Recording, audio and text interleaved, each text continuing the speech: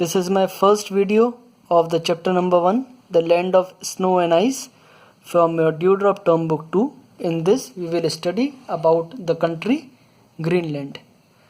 Now, I hope you all remember the frigid zone, the different zones of the earth. Frigid zone, temperate zone, torrid zone, or Arctic Circle, Antarctic Circle that you have studied in the first 2 chapters of the Dewdrop Term Book 1. I hope you all remember it. So, this country, Greenland, falls in the Arctic Circle, okay, or the frigid zone, the upper north frigid zone. So, please underline it. The land of snow and ice, also known as the frigid zone, is permanently covered with ice and is frozen throughout the year. I will also try to speak it some part in Hindi also. ये पूरा zone जो कि बर्फ़ से ढका रहता है, ये फ्रिजिड जोन कहलाता है और साल भर तक यहाँ पर बर्फ़ जमी ही रहती है. अपने ग्लोब में 2 फ्रिजिड जोन है, एक north frigid zone. As I have told you earlier, there are 2 zones, north frigid zone and south frigid zone. So this north frigid zone lies around the North Pole या Arctic circle के आसपास, Arctic circle से लेकर north pole तक वो लाई करता है, जबकि south frigid zone Antarctic circle से लेकर साउथ पोल तक लाई करता है. ठीक है, बात तो हम लोगों ने पहले भी डिस्कस कर चुके हैं इस बारे में. और इनकी एक लिमिट है जो कि नॉर्थ पोल और साउथ पोल तक रिस्पेक्टिवली रहती है. तो हम लोग जो पढ़ेंगे ये वाले चैप्टर ग्रीनलैंड, ये जो आप मैप में देख सकते हैं, as you can see in the map, this is North Pole and this is Arctic Circle. Okay, so this lies here in the pink color, Greenland. Okay, here Denmark is written because why the Denmark is written? Greenland के नीचे Denmark क्यों लिखा है? क्योंकि Denmark का अभी भी Greenland पर थोड़ा बहुत कब्जा है. ओके, ग्रीनलैंड वैसे तो ऑटोनोमस है लेकिन सेमी ऑटोनोमस है, मतलब वहाँ पर अभी भी डेनमार्क अपना आधिपत्य चलाता है. Now Greenland, don't go with the name Greenland. Okay, नाम पर मत जाइए. ग्रीनलैंड कहने को ग्रीन है लेकिन वहाँ पर पूरे समय वाइट ही रहता है, मतलब वहाँ पूरे समय आइस ही आइस रहती है. The island of Greenland lies near the North Pole. Its northern most point is just 650 kilometres from North Pole, मतलब नॉर्थ पोल के बिल्कुल पास में है और नॉर्थ पोल से उसका नॉर्दर्न मोस्ट पॉइंट, ग्रीनलैंड का नॉर्दर्न मोस्ट पॉइंट बिल्कुल पास में ही है, लगभग 650 किलोमीटर के पास है बिल्कुल. तो लगभग वो नॉर्थ पोल ही हुआ. It is the world largest island, ये वर्ल्ड का सबसे बड़ा आइलैंड है.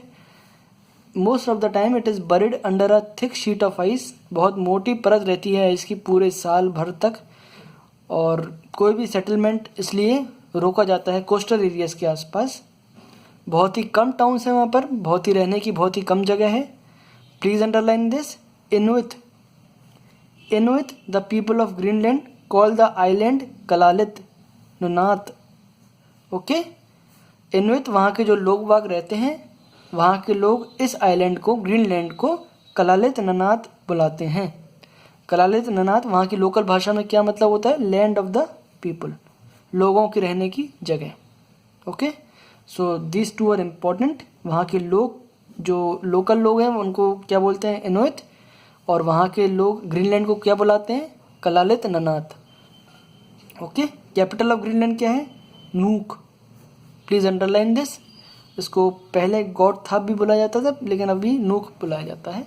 और वो सबसे बड़ी सिटी है, ये सबसे बड़ा एरिया है, सबसे बड़ा टाउन है ग्रीनलैंड का.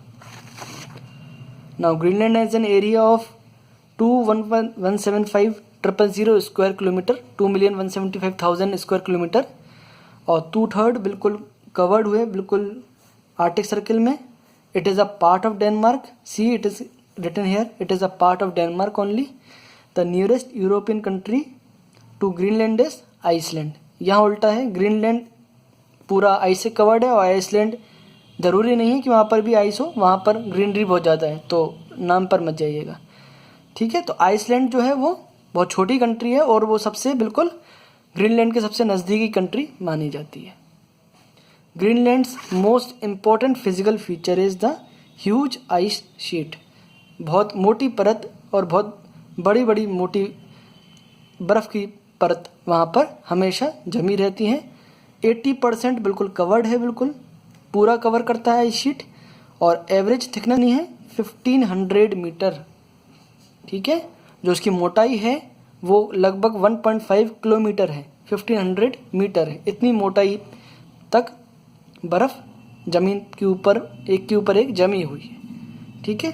The snow is squeezed together into ice layers. Squeeze का मतलब होता है बिल्कुल चिपके रहना या बिल्कुल कंप्रेस करके रहना। आइस लेयर में पूरा बटा हुआ है। This layer pushed outwards towards the sea. The large mass of ice that move slowly are called glacier. Please underline this. Question आ सकता है, what do you mean by glacier. Glacier से आप क्या समझते हैं? तो आपको यहाँ पर ये लिखना पड़ेगा कि large masses of ice that move slowly are called glacier. बहुत बड़े बड़े आइस के लैंड पीस जो कि बहुत स्लोली और धीमे धीमे मूव करते हैं एक जगह से दूसरी जगह, उसको बोलते हैं glacier. Near the coast huge chunk. Chunk मतलब होता है बहुत बल्क में, बहुत भारी मात्रा में आइस। तो बहुत भारी मात्रा में आइस कोस्टल एरिया के पास, समुद्री एरिया के पास ब्रेक हो जाती है और ग्लेशियर से यही आइस चंक फ्लो करते करते समुद्रों के बीचों बीच तक पहुंच जाते हैं, समुद्र के बिल्कुल आगे तक निकल जाते हैं। समुद्री कोस्टल एरिया से टूट के समुद्र में तैरने लगते हैं, तो उसको क्या बोलते हैं? Iceberg. Okay, please underline this. तो ये आपको ये भी पूछा जा सकता है, what do you mean by iceberg. तो आपको लिखना पड़ेगा, near the coast huge chunk of ice break from the glacier. These ice chunk flow into the sea known as iceberg. Okay, तो इस ग्लेशियर से टुकड़े धीरे धीरे करके, ग्लोबल वार्मिंग जैसे कि आपको मालूम है आजकल चल रही है, ज़्यादा गर्मी होने की वजह से बर्फ़ पिघलती रहती है और बड़े बड़े आइस के टुकड़े निकल निकल के समुद्र की तरफ बढ़ते चले जाते हैं, जिसको आइसबर्ग बोलते हैं।